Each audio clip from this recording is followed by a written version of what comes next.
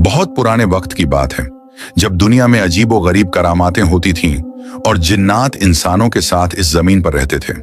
उस जमाने में दजला नदी के किनारे बसे एक शहर बगदाद से कोई 100 मील दूर रेगिस्तान के बीचों बीच एक छोटा सा कस्बा था जिसे जरीनाबाद कहते थे। यह कस्बा अपनी खूबसूरत कारीगरी और बारीक काम के लिए मशहूर था। इसी कस्बे की एक तंग गली में एक टूटी फूटी झोपड़ी में अमीर अपनी वालिदा फातिमा के साथ रहता था। अमीर अपने वालिद को कभी देखा नहीं था। वालिद को गुजरे 15 बरस हो चुके थे जब वो एक सौदागर के काफिले के साथ शाम की तरफ गए थे और फिर कभी वापस नहीं लौटे। कहा जाता था कि रेगिस्तान में लुटेरों ने उन पर हमला कर दिया था। अमीर की उम्र अब 25 बरस थी। उसका जिस्म लंबा और मजबूत था, चेहरा गेहूं रंग का और आंखें काली। उसके हाथ कारीगरी करते करते खुरदुरे हो गए थे। वो लकड़ी पर नक्काशी करने का काम करता था, दरवाजों पर, संदूकों पर और कभी कभी अमीरों के महलों के लिए खास फर्नीचर भी बनाता था। लेकिन पिछले कुछ बरसों से कस्बे में काम कम होता जा रहा था। लोगों के पास पैसे नहीं थे और सौदागर भी कम आने लगे थे। अमीर की वालिदा फातिमा एक नेक और परहेजगार औरत थी। उनकी उम्र अब 50 के करीब थी और बदन बीमारियों से कमजोर हो चुका था। पिछले 6 महीने से उन्हें तेज बुखार रहने लगा था जो कभी उतरता नहीं था। कस्बे के हकीम ने कई दवाएं दी लेकिन कोई फायदा नहीं हुआ। आखिर में हकीम ने कहा, अमीर बेटा, तुम्हारी वालिदा को एक खास जड़ी बूटी चाहिए जो सिर्फ दमिश्क के बाजार में मिलती है। वो बहुत महंगी है, कम से कम 500 दीनार। अगर 3 महीने के अंदर यह दवा ना मिली तो हकीम ने बात अधूरी छोड़ दी, लेकिन अमीर समझ गया कि क्या मतलब था। 500 दीनार। अमीर की पूरी जिंदगी की कमाई भी इतनी नहीं थी। उसके पास सिर्फ 20 दीनार जमा थे जो उसने बड़ी मुश्किल से बचाए थे। वो रात भर सोया नहीं। सुबह होते ही उसने फैसला कर लिया, उसे शहर जाना होगा, बगदाद, जहां बड़े बड़े अमीर रहते थे, बड़े बड़े महल थे और कारीगरों को अच्छा काम मिलता था। सुबह की नमाज के बाद अमीर ने अपनी वालिदा से कहा, अम्मी, मैं बगदाद जा रहा हूं। वहां काम करके जल्दी पैसे जमा करूंगा और आपकी दवा लेकर आऊंगा। फातिमा ने बेटे का हाथ पकड़ा। उनकी आंखों में आंसू थे। बेटा, बगदाद बहुत दूर है, रास्ता खतरनाक है। अम्मी, अल्लाह के भरोसे जा रहा हूं, आप फिक्र ना करें। पड़ोस वाली खातून खदीजा ने वादा किया है कि वो आपका ख्याल रखेंगी। मैं हर जुमे को आपके लिए पैसे भिजवाऊंगा। उसी दोपहर को अमीर ने अपना छोटा सा झोला तैयार किया। उसमें उसके कुछ कपड़े, थोड़ा खाना, पानी की मशक और उसके काम के औजार थे, छेनी, रंदा, आरी। उसने अपनी वालिदा को चूमा और झोपड़ी से निकल गया। बगदाद का रास्ता लंबा और मुश्किल था। पहले 3 दिन अमीर काफिलों के साथ चला। रेगिस्तान में धूप बहुत तेज थी और रात को ठंड इतनी कि हड्डियां जम जाती थीं। चौथे दिन उसका साथ एक बूढ़े सौदागर से हो गया जो ऊंटों पर मसाले लेकर जा रहा था। बेटा, तुम अकेले कहां जा रहे हो? बूढ़े सौदागर ने पूछा। बगदाद, काम ढूंढने। सौदागर ने सिर हिलाया। बगदाद बड़ा शहर है बेटा, वहां लाखों लोग हैं। अजनबियों को काम मिलना मुश्किल है और धोखेबाजों से बचना। वहां हर गली में कोई ना कोई तुम्हें ठगने की फिराक में होगा। अमीर ने शुक्रिया अदा किया। वो जानता था कि बूढ़े की बात में सच्चाई है, लेकिन उसके पास कोई और रास्ता नहीं था। 7वें दिन जब सूरज ढलने को था, अमीर एक वीरान इलाके में पहुंचा। यहां न कोई बस्ती थी, न कोई काफिला। चारों तरफ सिर्फ पथरीली जमीन और कांटेदार झाड़ियां थीं। दूर एक पहाड़ी पर उसे एक पुरानी इमारत दिखाई दी, एक हवेली जो अब खंडहर बन चुकी थी। रात होने वाली थी और ठंडी हवाएं चलने लगी थीं। अमीर ने सोचा कि इस खंडहर में रात गुजारना सही रहेगा, कम से कम हवा से बचाव तो हो जाएगा। वो पहाड़ी पर चढ़ा और हवेली के करीब पहुंचा। हवेली बहुत पुरानी थी। इसकी दीवारें ऊंची थीं, लेकिन जगह जगह से टूट चुकी थीं। बड़ा दरवाजा अध खुला था और उसकी कब्जें झंग खा चुकी थीं। अमीर ने अंदर झांका। अंधेरा था, लेकिन चांद की रोशनी में एक बड़ा सहन दिखाई दे रहा था। बीच में एक सूखा फव्वारा था और चारों तरफ टूटे हुए खंभे। अस्सलामु अलैकुम, अमीर ने आवाज लगाई। कोई जवाब नहीं आया, सिर्फ उसकी अपनी आवाज की गूंज सुनाई दी। अमीर अंदर दाखिल हुआ। उसने सहन के कोने में अपना झोला रखा और कुछ सूखी लकड़ियां जमा की जो वहां बिखरी पड़ी थीं। उसने चकमक पत्थर से आग जलाई। लपटें उठी तो आसपास का नजारा और साफ दिखने लगा।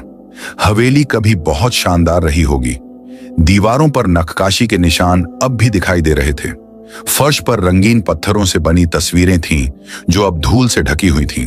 एक तरफ सीढ़ियां ऊपर जा रही थीं, लेकिन आधी टूट चुकी थीं। अमीर ने अपने झोले से रोटी और खजूर निकाले और खाना शुरू किया। वो थका हुआ था। 7 दिन की यात्रा ने उसकी सारी ताकत निचोड़ ली थी। उसने सोचा कि खाना खाकर सो जाएगा और सुबह होते ही फिर सफर शुरू करेगा। लेकिन जब वो आखिरी खजूर खा रहा था, तभी उसे एक अजीब आवाज सुनाई दी, एक हल्की सी छमछमाहट, जैसे कोई पायल की आवाज। अमीर ने चारों तरफ देखा, कुछ नहीं। फिर वही आवाज, इस बार जरा ज्यादा साफ। कौन है? अमीर ने पूछा। उसका दिल जोर जोर से धड़कने लगा। आवाज बंद हो गई। फिर अचानक आग की लपटें तेज हो गईं, इतनी तेज कि अमीर पीछे हट गया और फिर लपटों के बीच से एक साया उभरा। पहले तो अमीर को लगा कि उसे वहम हो रहा है, लेकिन नहीं, वो साया धीरे धीरे साफ होता गया। एक औरत की शक्ल, लंबे बाल, चमकती आंखें और ऐसे कपड़े जो इस दुनिया के नहीं लगते थे। वो हवा में तैर रही थी, उसके पैर जमीन को छू नहीं रहे थे। अमीर के मुंह से चीख निकल गई। वो उठकर भागने को हुआ, लेकिन उसके पैर जम गए। वो हिल नहीं सका। खौफ मत करो ए इंसान, औरत ने कहा। उसकी आवाज मीठी थी, लेकिन उसमें एक अजीब सी उदासी थी। मैं तुम्हारा नुकसान नहीं करूंगी। तुम कौन हो? अमीर ने हकलाते हुए पूछा। औरत ने एक लंबी सांस ली। मेरा नाम नूर जहां है।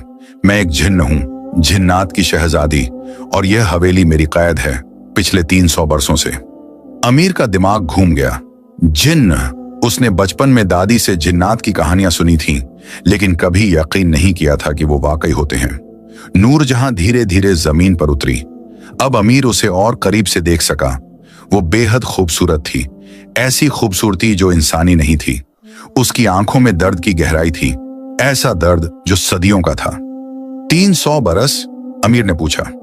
तुम यहां 300 बरस से कैद हो? नूरजहां ने सिर हिलाया।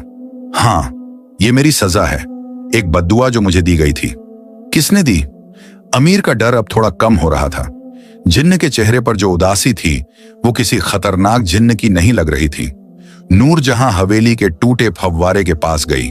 उसने अपनी उंगली से हवा में इशारा किया और फव्वारे में अचानक पानी उबल पड़ा। साफ, ठंडा पानी। बैठो, उसने कहा। अगर तुम मेरी कहानी सुनना चाहते हो तो मैं तुम्हें बताऊंगी। अमीर धीरे धीरे बैठ गया। उसका दिल अब भी तेजी से धड़क रहा था, लेकिन उसमें डर से ज्यादा हैरत थी। नूरजहां ने बोलना शुरू किया। 300 बरस पहले मैं जिन्नात के बादशाह की बेटी थी। हमारा मुल्क इंसानों की दुनिया से अलग था, एक ऐसी जगह जहां आग और हवा की हुकूमत थी। मेरे वालिद बहुत ताकतवर थे और मैं उनकी इकलौती औलाद। वो मुझसे बहुत मोहब्बत करते थे और मुझे हर वो चीज देते थे जो मैं चाहती थी। उसने एक पल के लिए रुककर आसमान की तरफ देखा। लेकिन मैं बेचैन थी। मुझे अपनी दुनिया में सुकून नहीं मिलता था। मैं इंसानों की दुनिया देखना चाहती थी। एक रोज मैं चुपके से यहां आ गई। मैंने ये हवेली देखी। उस वक्त यह खंडहर नहीं थी, बल्कि एक शानदार महल था। यहां एक कबीले का सरदार रहता था। नाम था जलालुद्दीन। नूरजहां की आवाज में कड़वाहट आ गई। जलालुद्दीन एक जालिम आदमी था। वो अपनी रियासत के लोगों पर जुल्म करता था, गरीबों से जबरदस्ती टैक्स वसूलता, औरतों की बेइज्जती करता और जो उसकी बात ना माने उसे कत्ल करवा देता। उसने अपने ही भाई को मरवा दिया था ताकि पूरी रियासत पर उसका कब्जा हो जाए। अमीर ने गौर से सुना। नूरजहां की कहानी में दर्द साफ झलक रहा था। मैंने सोचा कि मैं जिन्न हूं, मैं ताकतवर हूं, मैं इस जुल्म को रोक सकती हूं। एक रात मैं जलालुद्दीन के सामने जाहिर हुई और उसे डराया। मैंने कहा कि अगर उसने जुल्म बंद नहीं किया तो मैं उसे तबाह कर दूंगी। नूरजहां ने अपनी आंखें बंद की, लेकिन मैं नादान थी। जलालुद्दीन डरा नहीं। उसके पास एक साहिर था, एक जादूगर जो काले जादू में माहिर था। उस साहिर ने मुझे एक झांसे में फंसाया। उसने एक ऐसी बद्दुआ पढ़ी जो सिर्फ जिन्नात पर असर करती है। मैं इस हवेली में कैद हो गई। और फिर क्या हुआ? अमीर ने पूछा। फिर जलालुद्दीन ने और जुल्म किए। उसने पूरे इलाके को बर्बाद कर दिया, लेकिन अल्लाह ने उसे सजा दी। 5 साल बाद उसकी अपनी फौज ने उसके खिलाफ बगावत कर दी। वो मारा गया और यह हवेली तबाह हो गई। साहिर भी मर गया, लेकिन उसकी बद्दुआ बाकी रह गई। मैं आज तक यहीं फंसी हूं। अमीर को नूरजहां पर तरस आया। 300 साल। वो सोच भी नहीं सकता था कि कोई इतने लंबे वक्त तक कैद में कैसे रह सकता है। क्या इस बद्दुआ को तोड़ने का कोई तरीका नहीं है? उसने पूछा। नूरजहां ने अमीर की तरफ देखा। उसकी आंखों में एक चमक आई। है, उसने कहा, लेकिन वो बहुत मुश्किल है। साहिर ने बद्दुआ देते वक्त कहा था कि मैं सिर्फ तभी आजाद हो सकती हूं जब कोई इंसान बिना किसी लालच के मेरी मदद करे। उसे 3 इम्तिहान पास करने होंगे। अगर वो कामयाब हुआ तो मैं आजाद हो जाऊंगी और इंसान बन जाऊंगी। अगर वो नाकाम रहा तो क्या? तो वो इंसान हमेशा के लिए यहीं कैद हो जाएगा मेरे साथ। अमीर के रोंगटे खड़े हो गए। ये तो बहुत खतरनाक था। नूरजहां ने आगे कहा, 300 बरसों में कई इंसान यहां आए। कुछ ने मेरी मदद करने की कोशिश की, लेकिन सब नाकाम रहे। कुछ लालच में आ गए, कुछ डर गए और कुछ इम्तिहान पास नहीं कर सके। उनमें से कई यहीं दफन हैं। उसने हवेली के एक अंधेरे कोने की तरफ इशारा किया। अमीर ने वो तरफ देखा। उसे धुंधली रोशनी में कुछ कब्रों के निशान दिखे। उसके दिल में दहशत भर गई। मैं तुम्हारी मदद नहीं कर सकता, अमीर ने कहा। मुझे बगदाद जाना है। मेरी वालिदा बीमार हैं। मुझे उनकी दवा के लिए पैसे चाहिए। नूरजहां ने सिर हिलाया। मैं समझ सकती हूं, तुम जाओ, मैं तुम्हें नहीं रोकूंगी। उसकी आवाज में मायूसी थी। लेकिन एक बात बता दूं, अगर तुम मेरी मदद करोगे और कामयाब रहे तो मैं तुम्हें ऐसा इनाम दूंगी जो तुम्हारी सारी मुश्किलें हल कर देगा। अमीर रुक गया। क्या इनाम? इस हवेली के नीचे एक तहखाना है। उसमें जलालुद्दीन का पूरा खजाना है, सोना, चांदी, जवाहरात। अगर तुम मुझे आजाद कराओगे तो वो सब तुम्हारा होगा। अमीर के दिल में लालच जागा। इतना खजाना, उससे तो उसकी वालिदा की दवा तो क्या, पूरी जिंदगी की सारी मुश्किलें हल हो जाएंगी। लेकिन फिर उसे नूरजहां की बात याद आई। बिना किसी लालच के, अगर वो लालच में आया तो शायद नाकाम हो जाएगा। अमीर ने गहरी सांस ली। उसने फैसला किया, मैं खजाने के लिए नहीं बल्कि इसलिए मदद करूंगा क्योंकि तुम पर जुल्म हुआ है। 300 साल से तुम यहां कैद हो और तुम्हारा कोई कसूर नहीं था। यह नाइंसाफी है। नूरजहां की आंखों में आंसू आ गए। सच कह रहे हो तुम? हां, अमीर ने कहा, लेकिन मुझे एक शर्त रखनी है। अगर मैं नाकाम हुआ तो कैद जरूर हो जाऊंगा, लेकिन तुम मेरी वालिदा के लिए दवा का इंतजाम करवा देना। नूरजहां ने सिर हिलाया। कबूल है। और अगर तुम कामयाब हुए तो मैं अपनी वालिदा की दवा खरीदूंगा और बाकी खजाना गरीबों में बांट दूंगा। नूरजहां मुस्कुराई। 300 बरसों में पहली बार उसके चेहरे पर सच्ची मुस्कान आई।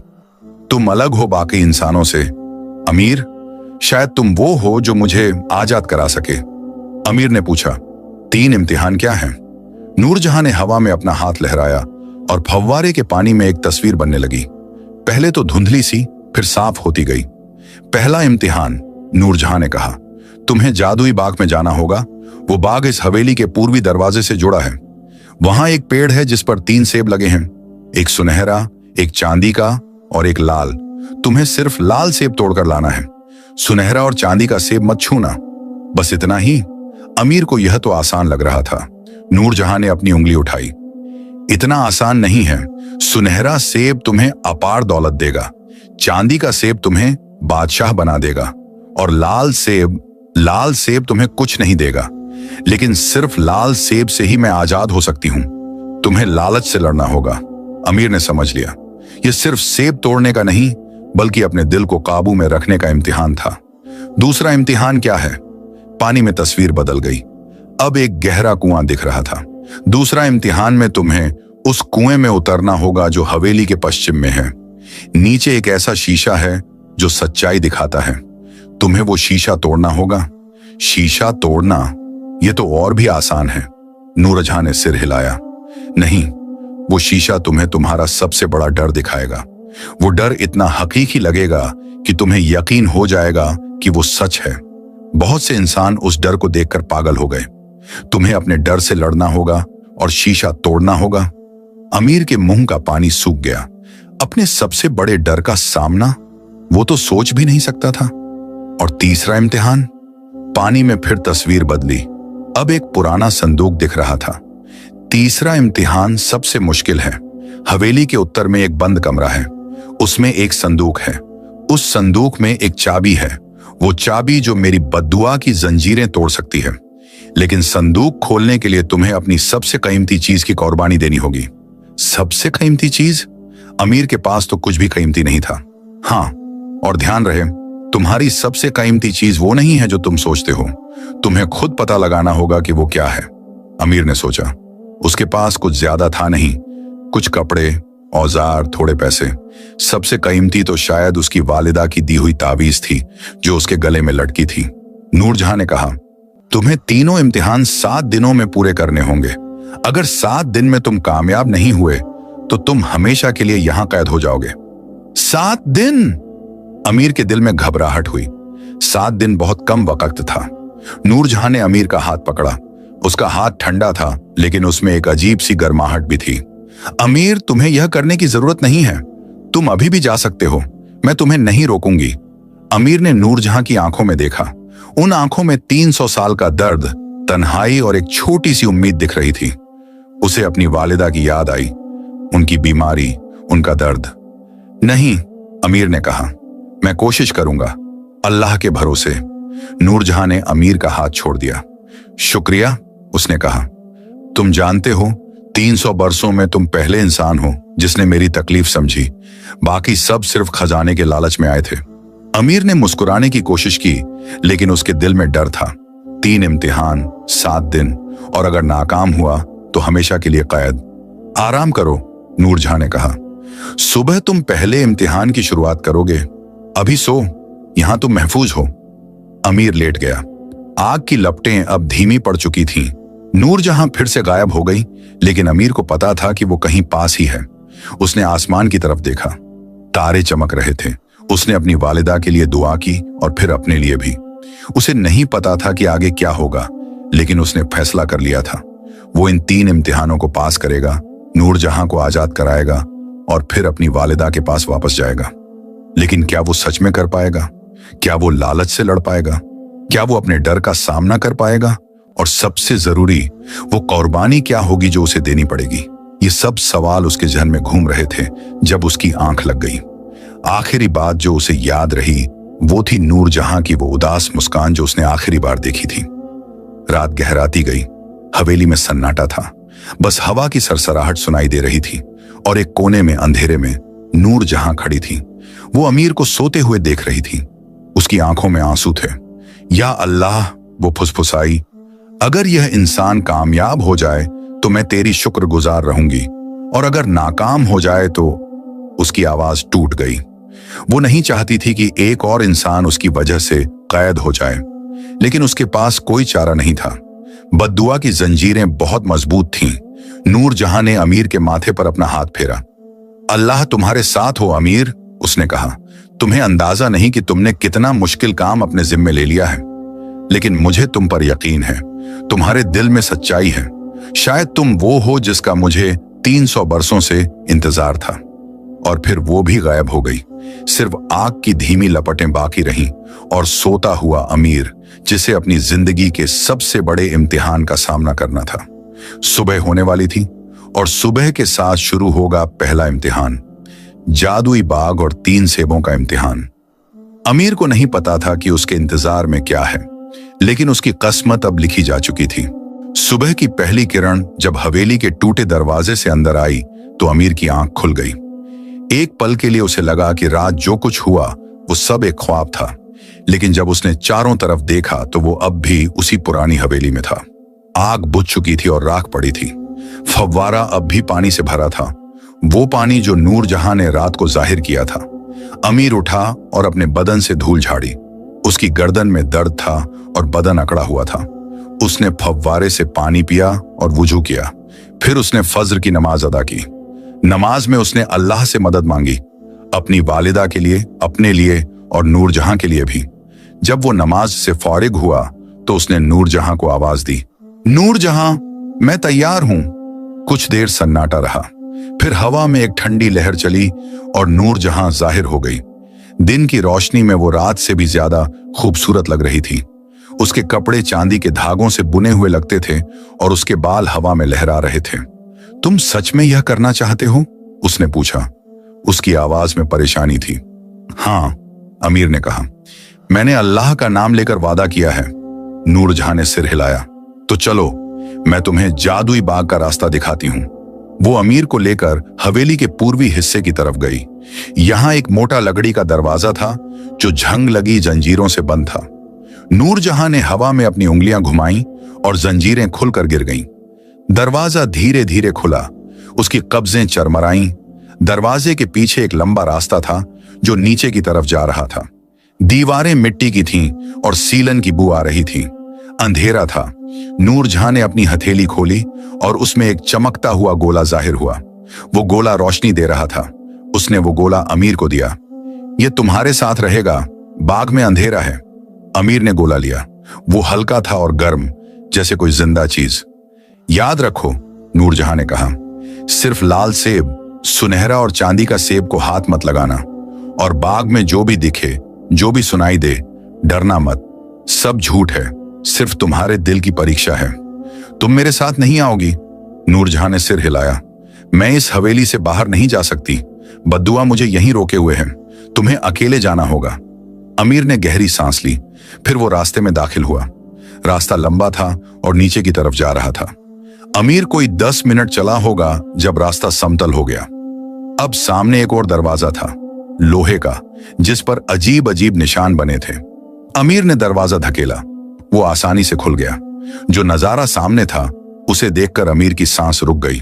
एक बाग था, लेकिन ऐसा बाग जो इस दुनिया का नहीं लगता था। जमीन काली थी, जैसे आधी रात का आसमान, लेकिन उस पर चमकते हुए फूल उगे थे जो अपनी रोशनी से पूरे बाग को रोशन कर रहे थे। पेड़ सोने और चांदी के लगते थे। उनकी पत्तियां जब हिलती थीं तो संगीत जैसी आवाज होती थी। आसमान नहीं था, ऊपर बस घना अंधेरा था, जैसे किसी गहरी गुफा में हो। अमीर आगे बढ़ा। उसके कदमों की आवाज बाग में गूंज रही थी। चारों तरफ से अजीब आवाजें आ रही थीं, फुसफुसाहट, हंसी, कभी कभी किसी की चीख। यह सब झूठ है, अमीर ने खुद से कहा। नूरजहां ने कहा था, सिर्फ परीक्षा है। वो आगे बढ़ता रहा। रास्ते में उसे अजीब अजीब चीजें दिखीं। एक जगह पर सोने के सिक्कों का ढेर पड़ा था, बस यूं ही खुले में। एक जगह पर हीरे जवाहरात बिखरे थे। अमीर का दिल ललचाया, लेकिन उसने खुद को रोका। यह सब जाल था। कोई आधा घंटा चलने के बाद उसने देखा, बीच में एक पेड़ खड़ा था, बाकी पेड़ों से बिल्कुल अलग। यह पेड़ जीता जागता लगता था। उसकी छाल पर नसें थीं जो धड़क रही थीं, और उस पर 3 सेब लगे थे। एक सुनहरा सेब, इतना चमकदार कि देखने वाले की आंखें चौंधिया जाएं। एक चांदी का सेब जो ऐसी रोशनी दे रहा था जैसे चांद, और एक लाल सेब, सादा, छोटा, बिना किसी चमक के। अमीर पेड़ के पास पहुंचा। उसने लाल सेब की तरफ हाथ बढ़ाया, लेकिन तभी एक आवाज गूंजी, रुको। अमीर ने पीछे मुड़कर देखा। एक आदमी खड़ा था, लंबी दाढ़ी, सफेद कपड़े, हाथ में एक लाठी। वो बूढ़ा लग रहा था, लेकिन उसकी आंखों में अजीब सी चमक थी। कौन हो तुम? अमीर ने पूछा। मैं इस बाग का रखवाला हूं, बूढ़े ने कहा। तुम यहां क्यों आए हो? मुझे लाल सेब चाहिए। बूढ़ा हंसा। उसकी हंसी में एक अजीब सी खोखलापन था। लाल सेब? वो तो बेकार है। देखो सुनहरे सेब को, वो तुम्हें इतना सोना देगा कि तुम 7 पीढ़ियों तक अमीर रहोगे। तुम्हारी वालिदा की दवा तो क्या, तुम पूरे शहर का इलाज करवा सकते हो। अमीर का दिल डोला। 7 पीढ़ियों तक अमीर, वालिदा की दवा तो फिर कोई मसला ही नहीं। लेकिन फिर उसे नूरजहां की बात याद आई, बिना किसी लालच के। नहीं, अमीर ने कहा, मुझे सिर्फ लाल सेब चाहिए। बूढ़े का चेहरा बदल गया। अब उसमें गुस्सा था। नादान लड़के, चांदी का सेब देख, वो तुम्हें बादशाह बना देगा। तुम पूरी सल्तनत पर राज कर सकते हो। लोग तुम्हारे आगे सिर झुकाएंगे। अमीर को एक पल के लिए ख्याल आया, बादशाह बनना कितना अच्छा होता। फिर कोई उसकी बेइज्जती नहीं कर सकता था, कोई उसे गरीब नहीं कह सकता था। लेकिन नहीं, यह सब माया जाल था। मुझे सिर्फ लाल सेब चाहिए, अमीर ने फिर कहा, इस बार ज्यादा मजबूती से। बूढ़ा चिल्लाया, मूर्ख, लाल सेब तुम्हें कुछ नहीं देगा। वो बस एक सादा फल है। तुम अपनी जिंदगी बर्बाद कर रहे हो। अमीर ने बूढ़े की तरफ देखा और तभी उसे कुछ दिखा। बूढ़े की परछाई। वो परछाई इंसान की नहीं थी, वो किसी जानवर की थी, शायद भेड़िए की। अमीर समझ गया, ये बूढ़ा असल में कोई जिन्न या शैतान था जो उसे बहकाने की कोशिश कर रहा था। उसने बूढ़े को नजरअंदाज किया और लाल सेब की तरफ हाथ बढ़ाया। जैसे ही उसकी उंगलियां सेब को छुईं, बूढ़ा चीखा और गायब हो गया। अमीर ने सेब तोड़ा। सेब उसके हाथ में आते ही गर्म हो गया, फिर अचानक पूरा बाग हिलने लगा, जमीन कांपी, पेड़ों से पत्तियां गिरने लगीं, सुनहरा और चांदी का सेब अचानक फट गए, उनसे धुआं निकला और दो भयानक चीखें सुनाई दी। फिर सब शांत हो गया। अमीर ने चारों तरफ देखा। बाग अब बदल चुका था, चमकते फूल मुरझा गए थे, सोने और चांदी के पेड़ अब साधारण पत्थर की मूर्तियां बन गए थे। वो सब झूठ था, एक जादुई पर्दा जो अब हट गया था। अमीर ने लाल सेब को अपने झोले में रखा और वापस लौटने लगा। रास्ते में उसे फिर से अजीब चीजें दिखीं, लेकिन अब वो डरा नहीं। उसने पहला इम्तिहान पास कर लिया था। जब वो हवेली में वापस पहुंचा तो नूरजहां उसका इंतजार कर रही थी। उसके चेहरे पर खुशी और हैरत दोनों थी। तुमने कर दिखाया, उसने कहा। तुम सच में अलग हो। बहुत से इंसान सुनहरे सेब के लालच में फंस गए। कुछ ने चांदी का सेब चुना, लेकिन तुमने लाल सेब चुना। अमीर ने सेब निकालकर नूरजहां को दिया। नूरजहां ने सेब लिया और उसे अपने दिल के पास रखा। सेब चमकने लगा और फिर धीरे धीरे गायब हो गया। नूरजहां के चेहरे पर एक हल्की सी चमक आई। बद्दुआ की पहली जंजीर टूट गई, उसने कहा। लेकिन अभी दो और बाकी हैं। अमीर बैठ गया, वो थका हुआ था। दूसरा इम्तिहान कब? आराम करो, नूरजहां ने कहा। कल, अभी तुम्हें ताकत चाहिए। उसने हवा में हाथ लहराया और अमीर के सामने खाना जाहिर हुआ। गर्म रोटी, शोरबा, फल। खाओ, यह असली है, जादू नहीं।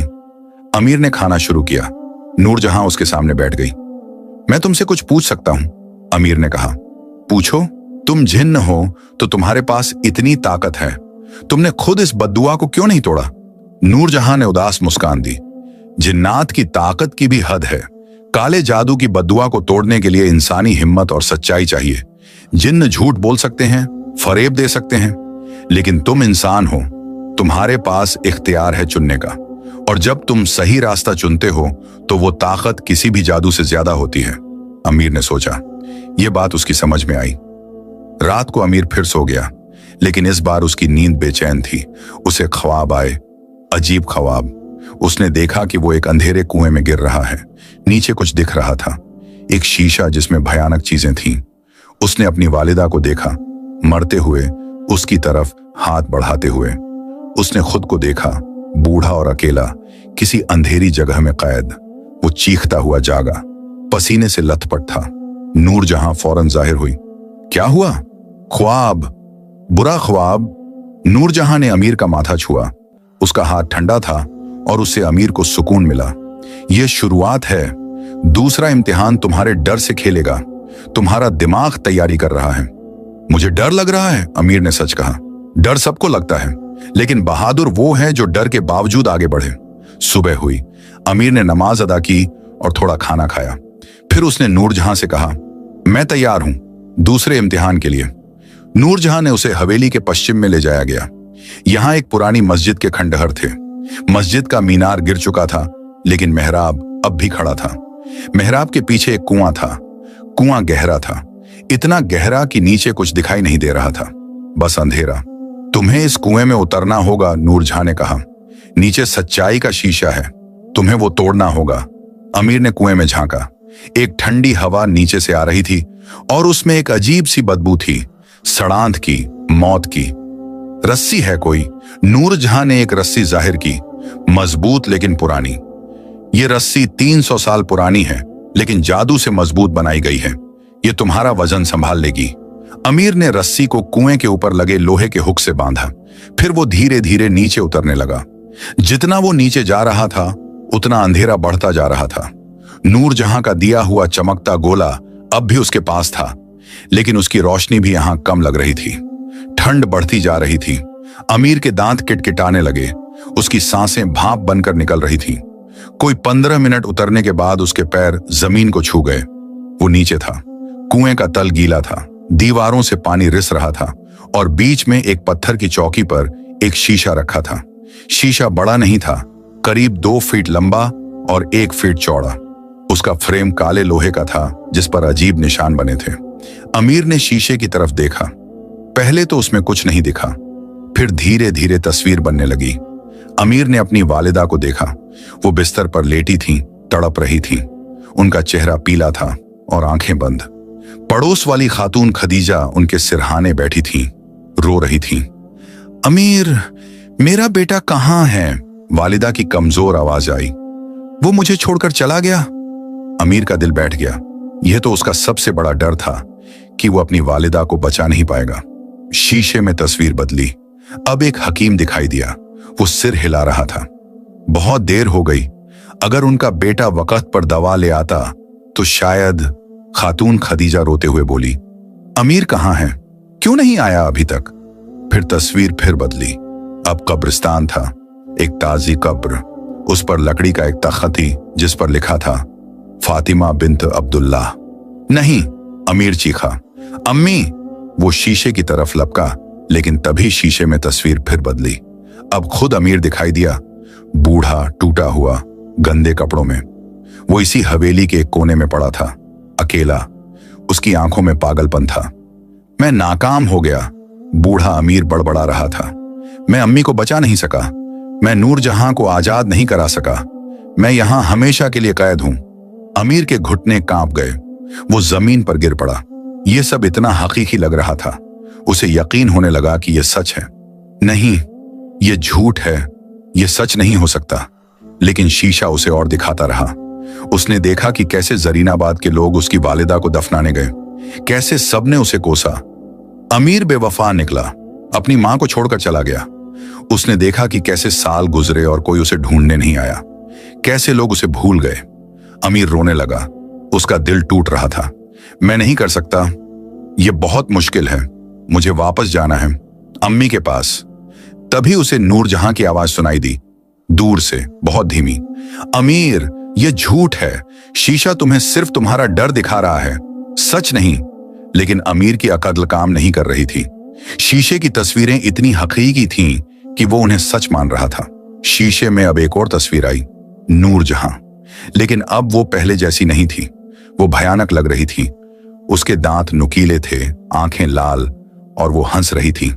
मूर्ख इंसान, शीशे में नूरजहां बोली। तुम सोचते हो मैं तुम्हारी मदद चाहती हूं? मैं तो बस एक और इंसान को फंसाना चाहती थी। अब तुम हमेशा यहां रहोगे, मेरी गुलामी में। नहीं, अमीर चीखा, तुमने झूठ बोला, तुमने मुझे धोखा दिया। वो उठा और शीशे पर झपटा। उसने शीशे को अपनी मुट्ठी से मारा, लेकिन शीशा नहीं टूटा। उसका हाथ जख्मी हो गया और खून बहने लगा। शीशे में तस्वीरें और तेजी से बदलने लगी। अब अमीर को हर वो चीज दिख रही थी जिससे वो डरता था। अकेलापन, नाकामी, अपने प्यारों की मौत, बेइज्जती। रुको, अमीर चीखा, बस करो। लेकिन शीशा नहीं रुका। अमीर वहीं जमीन पर बैठ गया। उसने अपना सिर अपने हाथों में ले लिया। वो हार मान रहा था। तभी उसे अपनी गर्दन में कुछ महसूस हुआ। उसकी वालिदा की दी हुई ताबीज। उसमें कुरान की एक आयत लिखी थी। अमीर ने ताबीज को निकाला और उसे पकड़ लिया। फिर उसने आंखें बंद की और धीरे से वो आयत पढ़नी शुरू की। रब्बी यस्सिर वला तुअस्सिर, रब्बी तम्मिम बिल खैर। ऐ मेरे रब, आसान कर और मुश्किल मत कर। ऐ मेरे रब, खैर के साथ पूरा कर। जैसे जैसे वो पढ़ता गया, उसका दिल शांत होता गया। उसे अपनी वालिदा की याद आई, उनकी मुस्कान, उनका प्यार, उनकी दुआएं। अम्मी हमेशा कहती थीं, अमीर ने सोचा, कि डर सिर्फ शैतान की चाल है। अल्लाह पर भरोसा रखो तो कोई डर नहीं रह जाता। अमीर ने आंखें खोली। शीशा अब भी वही भयानक तस्वीरें दिखा रहा था, लेकिन अब अमीर उनसे डर नहीं रहा था। तुम झूठ हो, उसने शीशे से कहा। तुम सिर्फ मेरे डर हो, हकीकत नहीं। उसने अपनी ताबीज उठाई और शीशे पर दे मारी। इस बार शीशे में दरार पड़ गई। मेरी वालिदा जिंदा हैं, अमीर ने जोर से कहा। अल्लाह उनकी हिफाजत कर रहा है। एक और चोट, शीशा और टूटा। नूरजहां ने मुझे धोखा नहीं दिया, वो सच्ची है। एक और चोट, और मैं नाकाम नहीं होऊंगा। मैं अल्लाह के भरोसे आया हूं। आखिरी चोट के साथ शीशा चकनाचूर हो गया, हजारों टुकड़ों में बिखर गया, और उन टुकड़ों से एक रोशनी निकली, इतनी तेज कि अमीर को आंखें बंद करनी पड़ी। जब उसने आंखें खोली तो शीशा गायब हो चुका था। बस पत्थर की चौकी बची थी और उस पर एक छोटी सी चाबी पड़ी थी, चांदी की। अमीर ने चाबी उठाई। वो ठंडी थी, लेकिन उसमें एक अजीब ताकत महसूस हो रही थी। तभी ऊपर से नूरजहां की आवाज आई, अमीर, तुमने कर दिखाया। अमीर ने रस्सी पकड़ी और ऊपर चढ़ना शुरू किया। उसके हाथ जख्मी थे और दर्द हो रहा था, लेकिन उसके दिल में खुशी थी। जब वो ऊपर पहुंचा तो नूरजहां उसका इंतजार कर रही थी। उसकी आंखों में आंसू थे। तुमने दूसरा इम्तिहान पास कर लिया, उसने कहा। 300 बरसों में तुम पहले हो जो इतनी दूर आए। बाकी सब शीशे के डर में पागल हो गए या हार मान ली? अमीर ने चाबी नूरजहां को दी। उसने चाबी ली और उसे अपने दिल के पास रखा। चाबी चमकी और फिर गायब हो गई। बद्दुआ की दूसरी जंजीर टूट गई, नूरजहां ने कहा। उसके शरीर में पहले से ज्यादा चमक आ गई थी। उसका चेहरा ज्यादा इंसानी लगने लगा था। अब बस एक इम्तिहान बाकी है, अमीर ने कहा। नूरजहां ने सिर हिलाया। हाँ, और वो सबसे मुश्किल है। तुम्हें अपनी सबसे कीमती चीज की कुर्बानी देनी होगी। मेरी सबसे कीमती चीज? अमीर ने अपनी तावीज को छुआ। ये तो वालिदा ने दी है, शायद यही। नहीं, नूरजहां ने उसे रोका। तुम्हें खुद पता लगाना होगा। तीसरे इम्तिहान में तुम्हें अपने दिल में झांकना होगा और जो तुम्हारे लिए सबसे कीमती है उसे छोड़ना होगा। अमीर घबरा गया। अपनी सबसे कीमती चीज छोड़ना? लेकिन वो क्या है? नूरजहां ने कहा, कल तीसरा इम्तिहान। आज आराम करो, तुम्हें जरूरत होगी। उस रात अमीर सो नहीं सका। वो सोचता रहा, उसकी सबसे कीमती चीज क्या है? उसकी वालिदा, उसका हुनर, उसकी जिंदगी। और अगर उसे यह सब छोड़ना पड़ा तो? चांद आसमान में चमक रहा था और अमीर जाग रहा था, अपने आखिरी इम्तिहान के बारे में सोचते हुए। तीसरी सुबह जब हुई तो अमीर की आंखों में नींद का नामो निशान नहीं था। वो पूरी रात जागता रहा था, सोचता रहा था, उसकी सबसे कीमती चीज क्या थी? वो तावीज जो वालिदा ने दी थी, उसके काम के औजार जो उसकी रोजी रोटी का जरिया थे, या फिर कुछ और जो उसे अभी तक समझ नहीं आया था? उसने फज्र की नमाज अदा की और लंबी दुआ मांगी। आज का दिन फैसले का था। आज तय होगा कि वो नूरजहां को आजाद करा पाएगा या फिर हमेशा के लिए इस हवेली में कैद हो जाएगा। नूरजहां सुबह की पहली किरण के साथ जाहिर हुई। आज वो पहले से और ज्यादा बदली हुई नजर आ रही थी। 2 इम्तिहानों के बाद उसका जिस्म और ज्यादा इंसानी हो गया था। अब वो हवा में नहीं तैर रही थी, बल्कि जमीन पर चल रही थी। उसकी आंखों में वो जादुई चमक कम हो गई थी और अब वो एक खूबसूरत इंसानी औरत की तरह दिख रही थी। तुम तैयार हो? नूरजहां ने पूछा। उसकी आवाज में परेशानी साफ थी। हाँ, अमीर ने कहा, हालांकि उसका दिल जोर जोर से धड़क रहा था। नूरजहां ने उसे हवेली के उत्तरी हिस्से की तरफ ले जाया। यहां एक लंबा गलियारा था जिसके दोनों तरफ टूटे हुए कमरे थे। गलियारे के आखिर में एक भारी लकड़ी का दरवाजा था। दरवाजे पर 7 ताले लगे थे, सब अलग अलग धातुओं के। यह बंद कमरा है, नूरजहां ने कहा। 300 बरसों से इसे किसी ने नहीं खोला। इसमें जलालुद्दीन का साहिर रहता था। यहीं उसने मुझे कैद करने की बद्दुआ पड़ी थी। नूरजहां ने हवा में हाथ लहराया और 7 ताले खुल गए। दरवाजा धीरे धीरे खुला। अंदर से सड़ांत की बू आई, पुरानी किताबों, जड़ी बूटियों और किसी अनजानी चीज की। कमरा अंधेरा था। दीवारों पर अजीब अजीब निशान बने थे, वही निशान जो काले जादू में इस्तेमाल होते हैं। एक कोने में एक पुरानी मेज पड़ी थी जिस पर किताबें और शीशियां रखी थीं, और बीच में जमीन पर एक संदूका रखा था। संदूका काले लोहे का था जिस पर सोने की नक्काशी थी। वो बंद था और उस पर कोई ताला नहीं था। यही है, नूरजहां ने कहा। इस संदूक में वो आखिरी चाबी है जो मेरी बद्दुआ की आखिरी जंजीर तोड़ सकती है। लेकिन यह संदूक सिर्फ तभी खुलेगा जब तुम अपनी सबसे कीमती चीज की कुर्बानी दोगे। अमीर संदूक के पास गया। उसने उसे छूने की कोशिश की, लेकिन जैसे ही उसकी उंगलियां संदूक को छुईं, उसे एक झटका लगा। वो पीछे हट गया। इसे छुआ नहीं जा सकता, नूरजहां ने कहा। पहले कुर्बानी देनी होगी। अमीर ने अपना झोला खोला। उसने सारा सामान बाहर निकाला, कपड़े, औजार, खाना, पानी की मशक। फिर उसने अपनी गर्दन से ताबीज उतारी। ये ताबीज, अमीर ने कहा, मेरी वालिदा ने मुझे दी थी। ये बहुत कीमती है। उसने ताबीज को संदूक के सामने रख दिया, लेकिन कुछ नहीं हुआ। संदूक बंद ही रहा। अमीर ने सोचा। फिर उसने अपने औजार उठाए। छेनी, रंदा, आरी, यह मेरे औजार हैं। इनसे मैं अपनी रोजी कमाता हूं। इनके बिना मैं कुछ नहीं हूं। उसने औजार भी संदूक के सामने रख दिए, लेकिन फिर भी कुछ नहीं हुआ। अमीर घबरा गया। मेरे पास और क्या है जो कीमती हो? नूरजहां ने धीरे से कहा। अमीर, जो चीज सबसे कीमती होती है वो हमेशा नजर नहीं आती, वो दिल में होती है। अमीर ने सोचा, दिल में क्या था? उसकी वालिदा के लिए मोहब्बत? हाँ, वो तो बहुत कीमती थी, लेकिन वो कोई चीज तो नहीं थी जो वो दे सके। तभी कमरे में एक रोशनी चमकी। संदूक खुलने लगा, लेकिन सिर्फ थोड़ा सा। उसमें से एक आवाज आई, गहरी और डरावनी। तुम्हारी सबसे कीमती चीज तुम्हारी उम्मीद है। अमीर चौंक गया। उम्मीद? आवाज फिर गूंजी। हाँ, तुम्हारे दिल में जो उम्मीद है कि तुम अपनी वालिदा को बचा लोगे, कि तुम कामयाब होगे, कि तुम्हारी जिंदगी बेहतर होगी, यही तुम्हारी सबसे कीमती चीज है। अगर तुम यह उम्मीद छोड़ दोगे तो संदूक खुल जाएगा। अमीर के पैरों तले जमीन खिसक गई। उम्मीद छोड़ दो? लेकिन उम्मीद के बिना तो इंसान कुछ नहीं रह जाता। नहीं, अमीर ने कहा, यह मुमकिन नहीं। उम्मीद के बिना कोई कैसे जी सकता है? यही तो कुर्बानी है, आवाज ने कहा। क्या तुम अपनी सारी उम्मीदें छोड़ने को तैयार हो? अपनी वालिदा को बचाने की उम्मीद, अपनी जिंदगी संवारने की उम्मीद, सब कुछ? अमीर का दिल बैठ गया। वो नूरजहां की तरफ मुड़ा। यह तो बहुत ज्यादा है। नूरजहां की आंखों में आंसू थे। अमीर, तुम्हें यह करने की जरूरत नहीं। तुम अभी भी जा सकते हो। मैं नहीं चाहती कि तुम इतनी बड़ी कुर्बानी दो। लेकिन अमीर ने गहरी सांस ली। उसने नूरजहां की तरफ देखा, उस औरत की तरफ जो 300 बरसों से कैद थी, जिसका कोई कसूर नहीं था। फिर उसने अपने दिल में झांका। क्या वो सच में अपनी सारी उम्मीदें छोड़ सकता था? तभी उसे एक ख्याल आया। उसने कभी अपनी दादी से सुना था, जब इंसान अपनी सारी उम्मीदें छोड़कर सिर्फ अल्लाह पर भरोसा करता है तो वही असली ईमान है। अमीर ने आंखें बंद की। ठीक है, उसने धीरे से कहा, मैं अपनी सारी उम्मीदें छोड़ता हूं। सच में? आवाज ने पूछा। हां, मैं छोड़ता हूं अपनी वालिदा को बचाने की उम्मीद।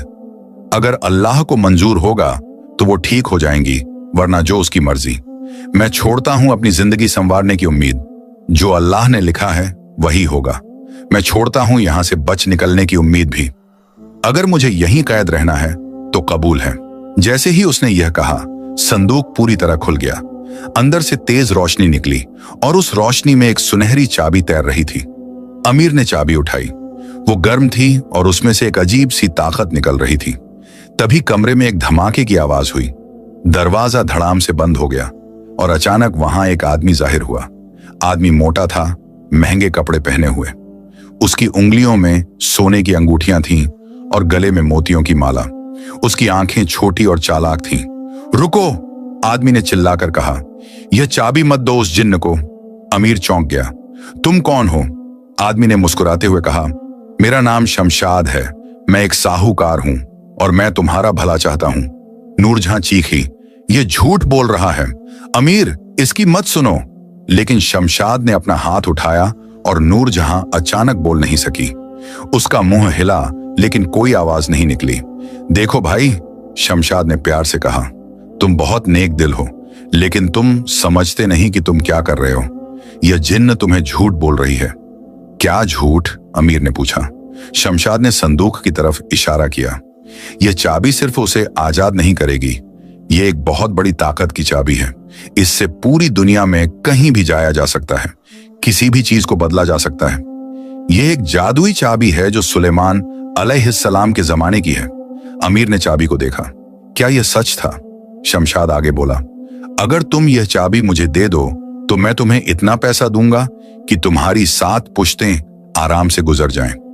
तुम्हारी वालिदा की दवा तो बाएं हाथ का खेल है। तुम बादशाहों से भी अमीर हो जाओगे। अमीर के दिल में फिर से लालच जागा।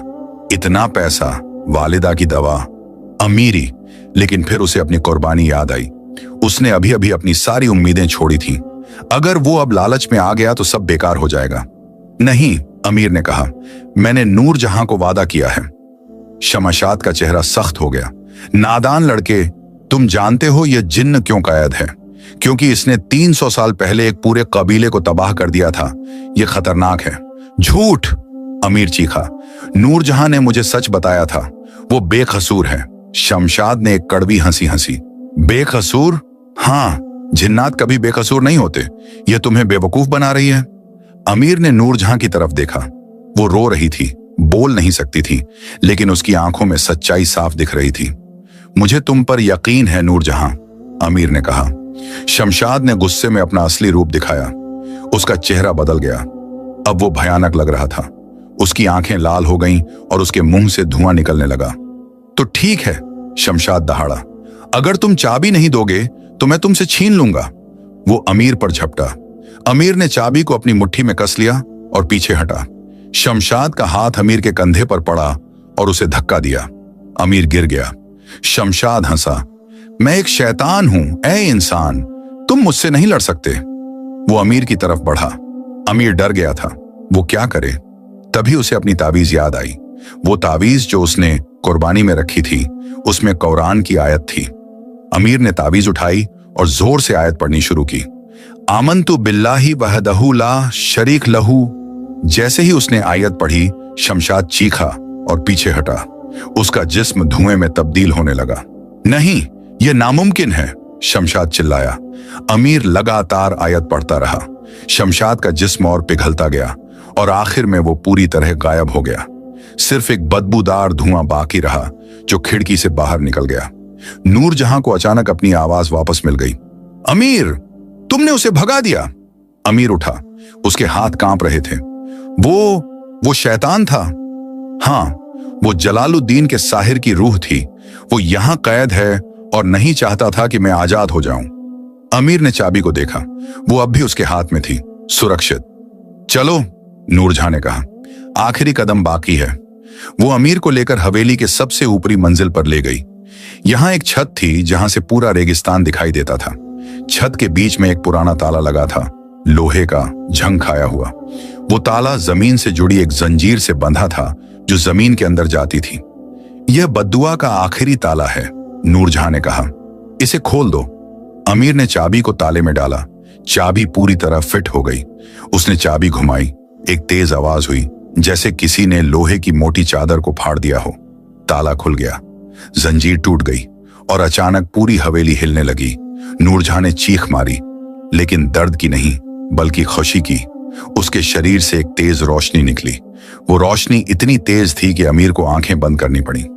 जब उसने आंखें खोली तो नूरजहां जमीन पर गिरी हुई थी, लेकिन अब वो पूरी तरह इंसान थी। उसके पर नहीं थे, उसकी आंखों में वो जादुई चमक नहीं थी।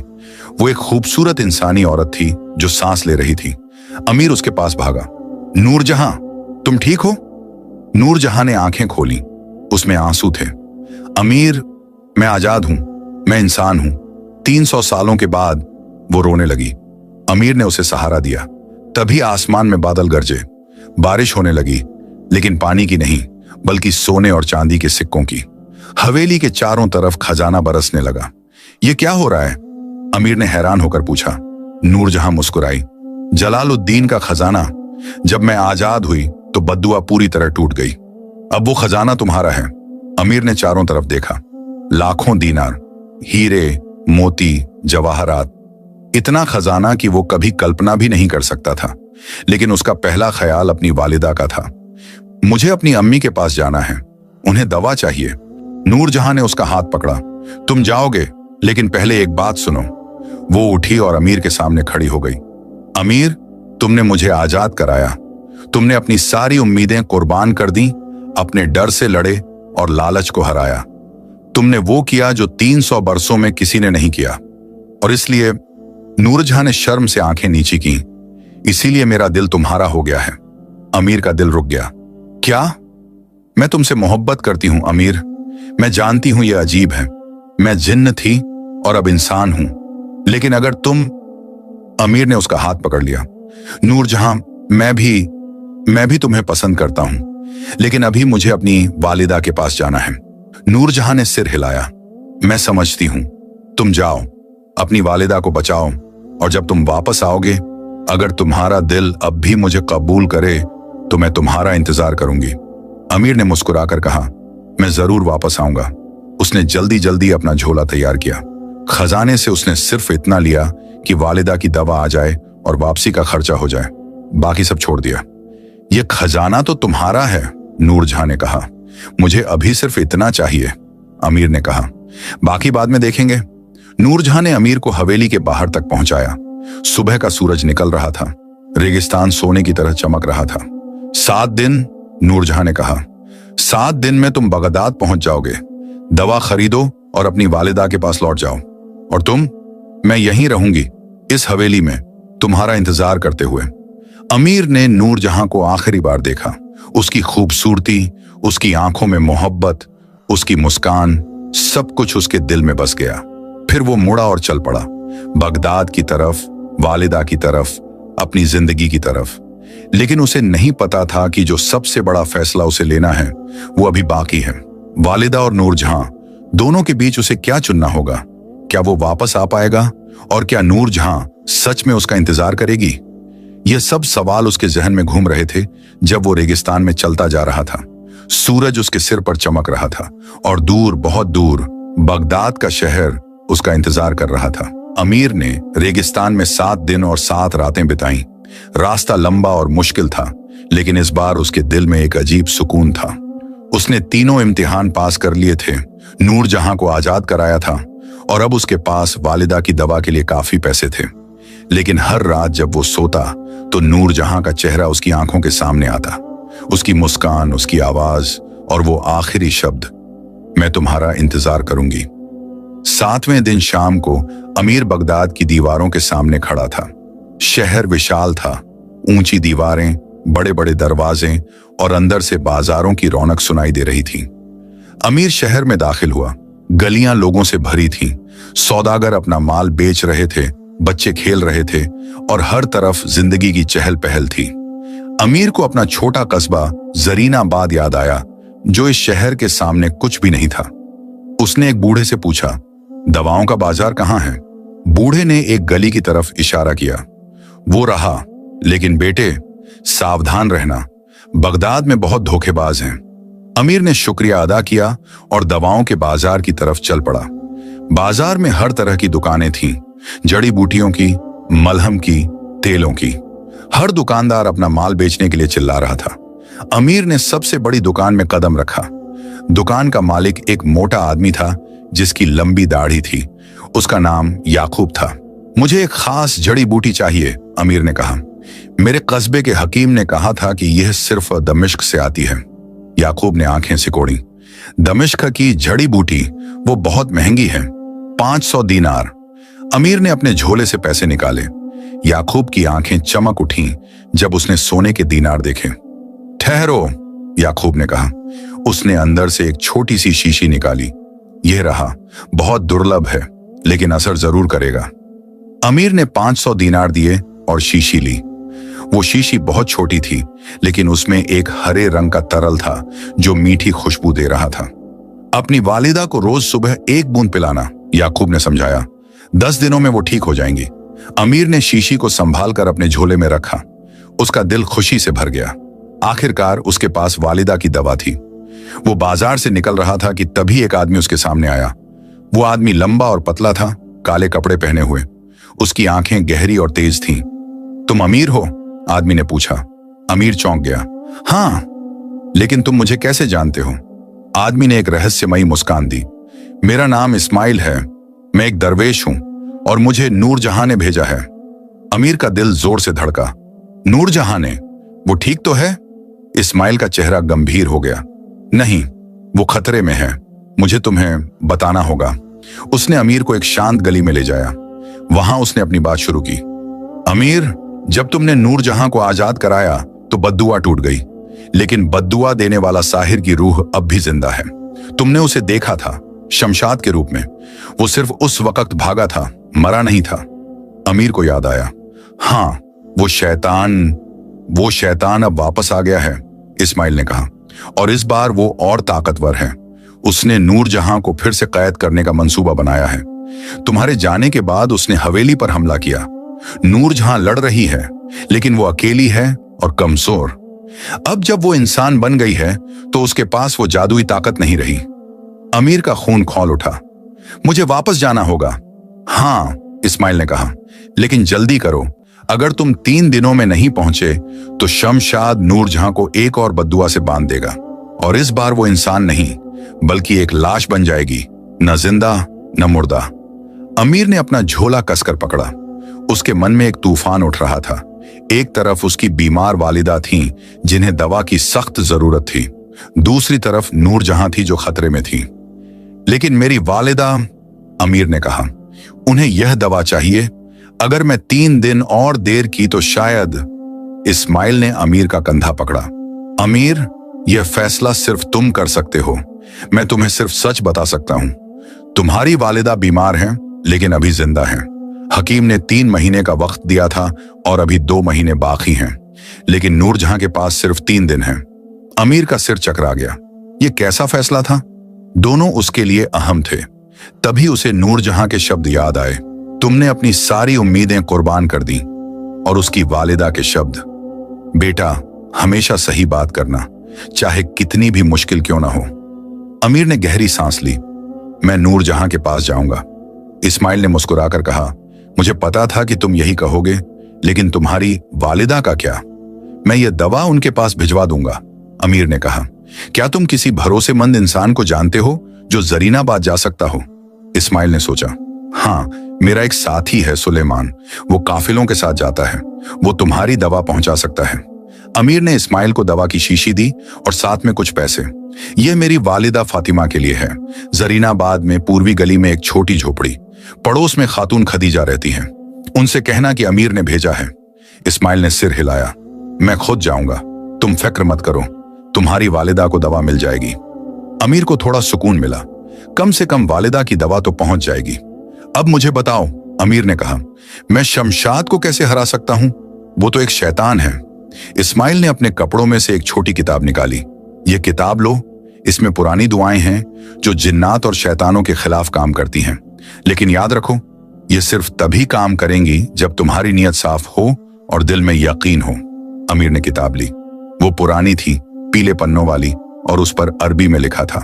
एक और बात, इस्माइल ने कहा, शमशाद की असली ताकत उसके दिल में है। वो दिल एक पत्थर में बदल चुका है जो उसने हवेली के तहखाने में छुपा रखा है। अगर तुम वो पत्थर तोड़ दो तो शमशाद मर जाएगा। तहखाना? अमीर ने पूछा। नूरजहां ने बताया था कि तहखाने में जलालुद्दीन का खजाना है। हाँ, लेकिन खजाने के पीछे एक गुप्त कमरा है, वहां शमशाद ने अपना दिल छुपाया है। तुम्हें वो ढूंढना होगा। अमीर ने सब कुछ समझ लिया। उसे हवेली वापस जाना था, तहखाना ढूंढना था और शमशाद के दिल को तोड़ना था। तुम्हारे पास 3 दिन हैं, इस्माइल ने फिर याद दिलाया। अल्लाह तुम्हारे साथ हो। अमीर ने इस्माइल को सलाम किया और बगदाद से बाहर निकल गया। इस बार उसके पास पैसे थे तो उसने एक ऊंट खरीदा। ऊंट तेज था और अमीर ने रात दिन सफर किया। पहला दिन गुजरा। रेगिस्तान गर्म था और अमीर को प्यास लगती रही, लेकिन उसने रुकना नहीं। उसे नूरजहां के पास पहुंचना था। दूसरा दिन गुजरा।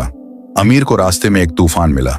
रेत के बवंडर इतने तेज थे कि कुछ दिखाई नहीं दे रहा था, लेकिन अमीर ने हिम्मत नहीं हारी। उसने अपना चेहरा कपड़े से ढका और चलता रहा। तीसरे दिन शाम को अमीर उस पहाड़ी के पास पहुंचा जहां हवेली थी, लेकिन अब हवेली बदल चुकी थी। पहले जो टूटी फूटी खंडहर थी, अब वो एक अजीब तरीके से चमक रही थी। दीवारों से काला धुआं निकल रहा था और हवा में एक अजीब सी बू थी। अमीर ऊंट से उतरा और हवेली की तरफ दौड़ा। दरवाजा खुला था, अंदर अंधेरा था, लेकिन दीवारों पर अजीब निशान चमक रहे थे। नूरजहां! अमीर चिल्लाया। कोई जवाब नहीं आया, सिर्फ एक भयानक हंसी गूंजी। आ गए प्यारे अमीर! शमशाद की आवाज आई। अमीर ने चारों तरफ देखा। शमशाद कहीं दिख नहीं रहा था, लेकिन उसकी आवाज हर तरफ से आ रही थी। तुम बहुत बहादुर हो, शमशाद बोला। तुमने अपनी वालिदा को छोड़कर यहां आने का फैसला किया, लेकिन यह तुम्हारी सबसे बड़ी गलती है। नूरजहां कहां है? अमीर ने गुस्से से पूछा। ऊपर, छत पर, लेकिन तुम उस तक नहीं पहुंच सकते। मैंने पूरी हवेली में जाल बिछा दिए हैं। अमीर ने इस्माइल की दी हुई किताब निकाली। उसने एक दुआ पढ़नी शुरू की। जैसे ही उसने पढ़ा, दीवारों पर के निशान फीके पड़ने लगे। शमशाद चीखा, तुम्हारे पास वो किताब है? कैसे? अमीर ने जवाब नहीं दिया। वो आगे बढ़ता रहा, दुआ पढ़ता रहा। हर कदम पर उसे मुश्किलें आईं। कभी रास्ता अचानक बंद हो जाता, कभी फर्श नीचे ढंसने लगता, कभी दीवारों से आग निकलने लगती, लेकिन अमीर रुका नहीं। वो सीढ़ियां चढ़ता गया। आखिरकार वो छत पर पहुंचा और वहां उसने देखा नूरजहां। वो जमीन पर लेटी थी, बेहोश। उसके चारों तरफ काली जंजीरें थीं जो उसे बांधे हुए थीं। उसका चेहरा पीला था और होंठ सूखे हुए। नूरजहां! अमीर उसके पास भागा, लेकिन तभी शमशाद जाहिर हुआ। इस बार वो अपने असली रूप में था, एक भयानक शैतान, लंबा, काला, आंखें लाल और मुंह से आग निकल रही थी। तुम यहां तक आ गए? शमशाद दहाड़ा। लेकिन अब तुम मरोगे। वो अमीर पर झपटा। अमीर ने किताब से एक और दुआ पढ़ी। शमशाद रुक गया, जैसे किसी अदृश्य दीवार से टकराया हो। यह दुआएं मुझे नहीं रोक सकती, शमशाद चिल्लाया। मैं 300 साल पुराना हूं। मेरी ताकत किसी दुआ से ज्यादा है। अमीर को इस्माइल की बात याद आई। शमशाद का दिल पत्थर में, तहखाने में। तुम्हारी ताकत सिर्फ इसलिए है क्योंकि तुम्हारा दिल यहां नहीं है, अमीर ने कहा। शमशाद का चेहरा बदल गया, उसमें डर आ गया। तुम्हें कैसे पता? अमीर मुस्कुराया। मुझे सब पता है और मैं तुम्हारे दिल को तोड़ूंगा। शमशाद ने रास्ता रोकने की कोशिश की, लेकिन अमीर ने और तेजी से दुआ पड़ी। शमशाद कमजोर पड़ने लगा। अमीर ने नूरजहां की जंजीरें तोड़ने की कोशिश की। जंजीरें बहुत मजबूत थीं, लेकिन किताब की एक खास दुआ से वो टूट गईं। नूरजहां ने आंखें खोली। अमीर, तुम आ गए? हां, अमीर ने कहा, और मैं तुम्हें बचाऊंगा। शमशाद चीखा, नहीं, यह नामुमकिन है। अमीर ने नूरजहां को सहारा दिया। तहखाना कहां है? नूरजहां ने कमजोर आवाज में कहा, नीचे, सहन में, फव्वारे के नीचे एक गुप्त रास्ता है। अमीर ने नूरजहां को उठाया और सीढ़ियों से नीचे उतरने लगा। शमशाद उनके पीछे पीछे आ रहा था, लेकिन दुआओं की वजह से वो उन्हें छू नहीं सकता था। सहन में पहुंचकर अमीर ने फव्वारे के पास देखा। पानी अब सूख चुका था। उसने फव्वारे के बीच वाले पत्थर को धकेला। पत्थर खिसका और नीचे एक सीढ़ी दिखाई दी। अमीर ने नूरजहां को वहीं लिटाया। मैं तहखाने में जा रहा हूं, तुम यहीं रहो। नहीं, नूरजहां ने कहा, बहुत खतरनाक है। मुझे करना होगा। अमीर ने उसका हाथ चूमा। तुम्हारे लिए। वो सीढ़ियों से नीचे उतरा। तहखाना अंधेरा और सीलन भरा था।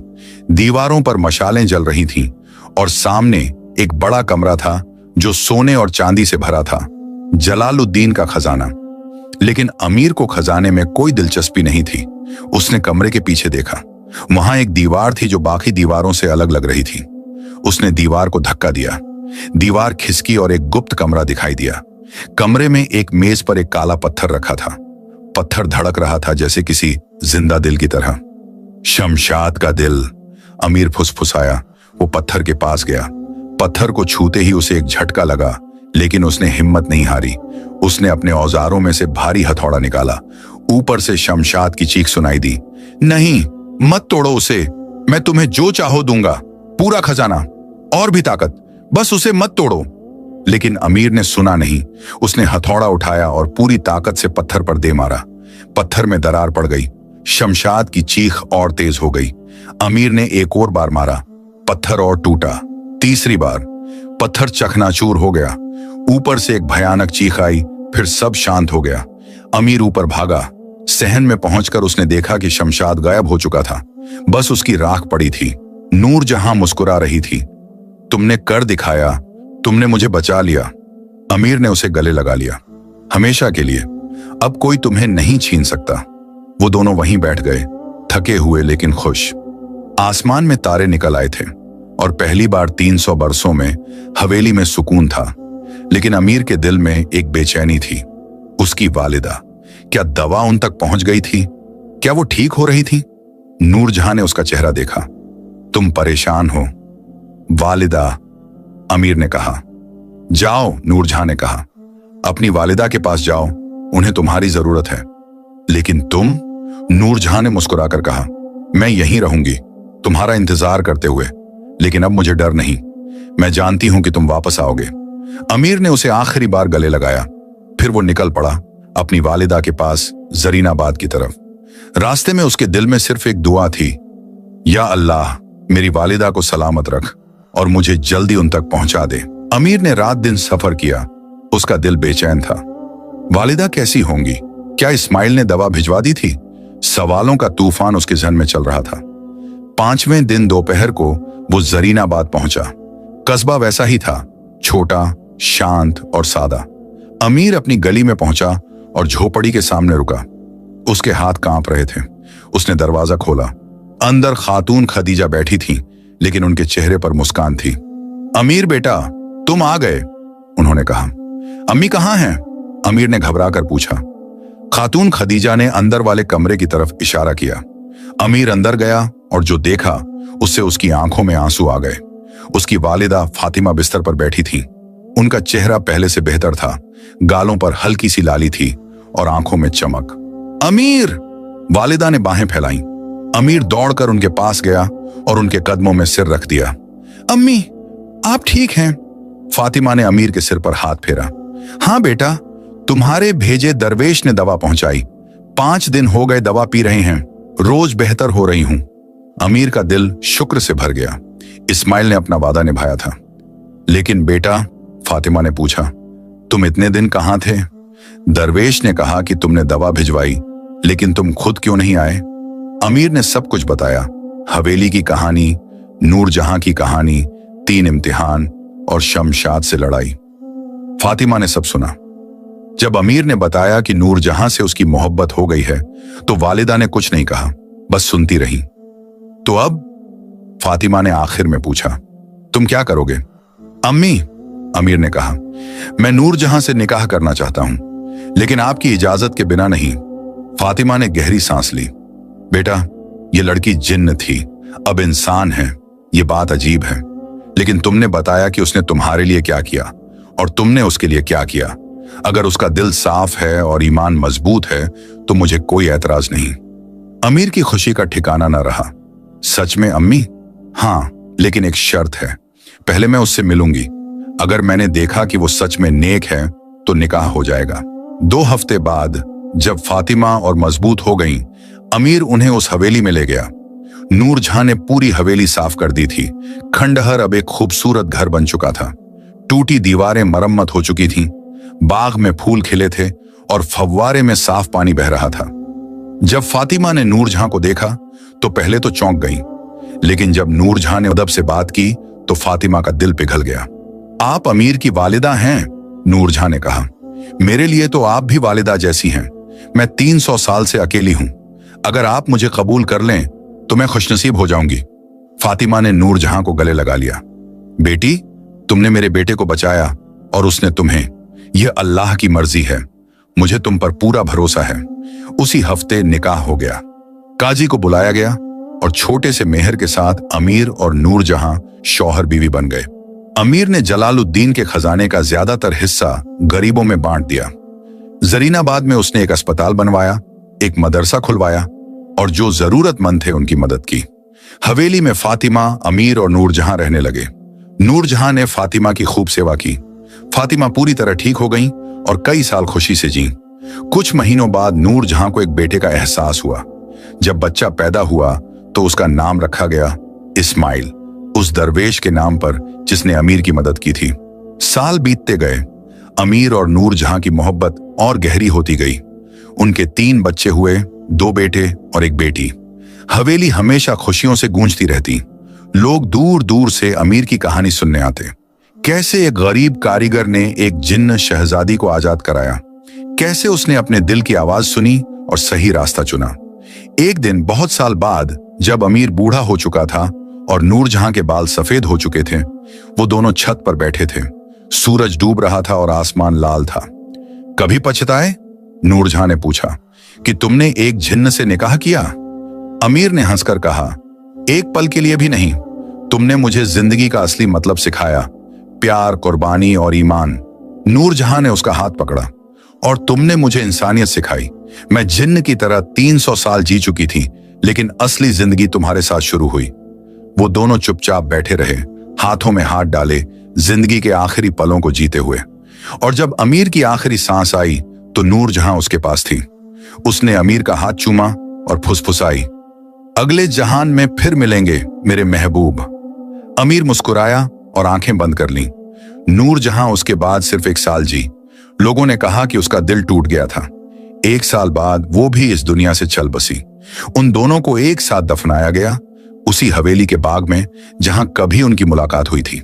और आज भी जो उस हवेली से गुजरता है उसे एक अजीब सुकून मिलता है, जैसे कि प्यार की एक पाक खुशबू हवा में तैर रही हो।